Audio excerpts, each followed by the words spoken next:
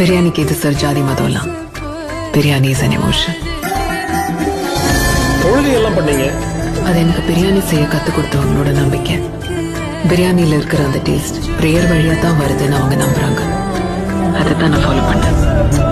எல்லோருக்கும் வணக்கம். பிரியாணினாலே ஹெவியான மசாலாலாம் போட்டு செய்வாங்கன்னு தானே நம்ம பார்த்துருக்கோம். நம்ம கொஞ்சம் வித்தியாசமாக சிம்பிளான மசாலா ஐட்டம்ஸ் வச்சு ஒரு நீட்டான ஒரு பிரியாணி செஞ்சு பார்த்துடலாமா? அதுக்கு ஃபஸ்ட்டு ஒரு மிக்ஸி ஜாரில் பட்டை, கிராம்பு, ஏலக்காய், இஞ்சி, பூண்டு, பச்சை மிளகாய், கொத்தமல்லி, புதினா, தக்காளி, தேவைப்பட்டால் பெரிய வெங்காயம், கொஞ்சோண்டு தேங்காயை கூட சேர்த்து அதை நல்லா அரைச்சி எடுத்து வச்சுக்கிட்டிங்கன்னா இந்த பிரியாணிக்கு தேவையான மைல்டான மசாலா ரெடி ஆயிடுச்சு. இப்போது குக்கரில் எண்ணெய் போட்டு சோம்பு, பிரிஞ்சி இலை, பட்டை, கிராம்பு, பெரிய வெங்காயம் இதெல்லாம் போட்டு நல்லா வதக்கி விட்டுக்கோங்க. நல்லா வதங்கி வர ஸ்டேஜில் கொஞ்சோண்டு புதினாவை சேர்த்துக்கோங்க. புதினா சேர்த்ததுக்கப்புறம் இந்த ஸ்டேஜில் உங்களுக்கு நீங்கள் தேவைப்பட்டால் ஒரு சின்ன தக்காளியை கூட நீங்கள் வெட்டி அது கூட சேர்த்துக்கலாம். அப்போது தக்காளி சேர்க்கும் போதே உப்பையும் சேர்த்துக்கோங்க.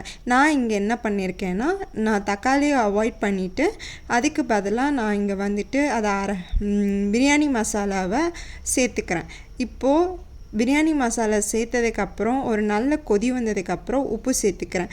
உப்பு சேர்த்ததுக்கப்புறம் இங்கே நான் வெஜிடபிள் பிரியாணி செய்ய போகிறதுனால நான் எடுத்துருக்கிற வெஜிடபிள்ஸ் என்னென்னா carrot, beans, beetroot, soya, broccoli இதெல்லாம் தான் நான் இன்றைக்கி எடுத்து வச்சுருக்கேன்.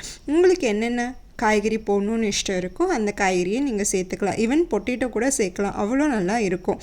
இப்போ நான் எடுத்து வச்சுருக்க carrot, beans, beetroot, soya, broccoli இது எல்லாத்தையும் போட்டு தண்ணி, அதுக்கு தேவையான அளவு தண்ணி ஊற்றிட்டு நான் இன்றைக்கி சாப்பாட்டு அரிசி தான் எடுத்திருக்கேன். அந்த சாப்பாட்டு அரிசி போட்டு கொஞ்சம் கெட்டியான தயிரை 2 டீஸ்பூன் சேர்த்து அது நல்லா சிம்மில் வச்சுட்டு ப்ரெஷர் குக் பண்ணி எடுத்திங்கன்னா ருசியான சிம்பிளான பிரியாணி ரெடி. இன்றைக்கி நான் இதுக்காக ரைத்தாலாம் எதுவும் பண்ணலை, ஒரு பிளெயினான கர்ட் வச்சு மட்டும்தான் நான் சர்வ் பண்ணியிருக்கேன். ரைத்தா வேணும்னா ஆனியன் ரைத்தாவும் இது கூட வச்சு நீங்கள் சர்வ் பண்ணலாம்.